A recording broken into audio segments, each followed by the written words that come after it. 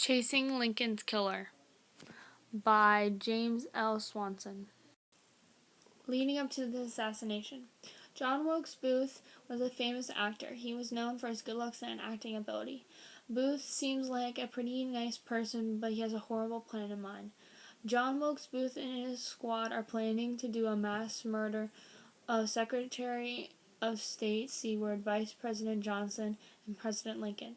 Booth planned to kill Abraham Lincoln at the Ford's Theater during the play Our American Cousins. Booth thought that after he killed the president, he would be known as a hero. Booth made his way through the assassination of Lincoln. Booth made his way through Ford's Theater. When he arrived at the president's box, he wedged a piece of wood between the doors so no one could get in. Then he took out his gun and shot the president. When Officer Henry Rathbone realized what had happened, he jumped on Booth. Booth stabbed him and jumped from the box. Day 1 of the manhunt. Booth met up with David Harrell, who was the only one to complete his task, and they got supplies from the Surratt Tavern, which included guns, binoculars, ammunition, and a bottle of whiskey. Day 2. When Booth jumped from the stage, he landed funny and broke his leg, so they had to get medical attention from Dr. Mudd, which was a friend of Booth's.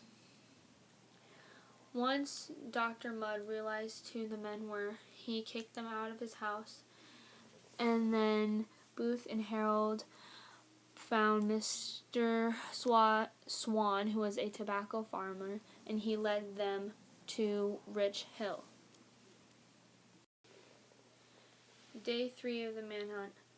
Cox, who is the man that lives on Rich Hill, gives them food and tells them they must stay in the woods and wait for Jones, who is a ex-Confederate soldier and scout, who will help them cross the river.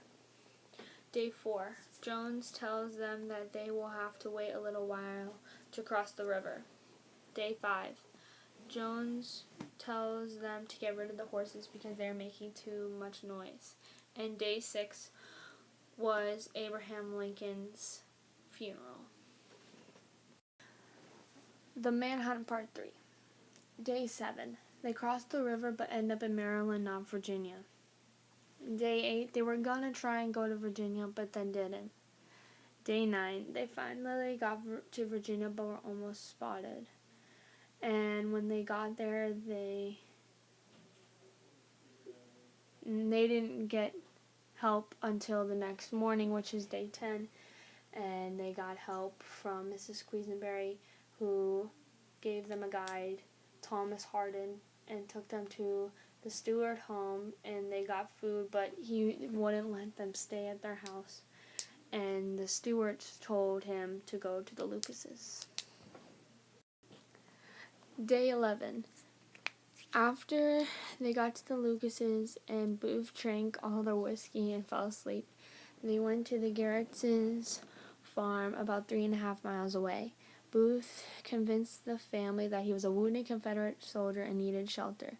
They agreed to give Booth an actual bed, but only for one night, and then they told them they had to sleep in the barn if they wanted to stay another one. So that's what they did. And then they didn't sleep well that night because the cavalry came and they burned down the barn, and Harold surrendered immediately, but Booth did not. And as the barn was burning down, one of the soldiers came through one of the little wooden planks that were separated and shot him in the back of the neck, and he was paralyzed and slowly died at 7:15 that morning, and Harold was later hung for his crimes. So the two men on top is John Wilkes Booth and Harold. The bottom picture on the bottom left is the barn burning down. The one on the bottom right is everyone surrounded Abraham Lincoln when he was dying. The one in the middle on the right is the train procession for the president's funeral. And then the one on the top right is Ford's Theater.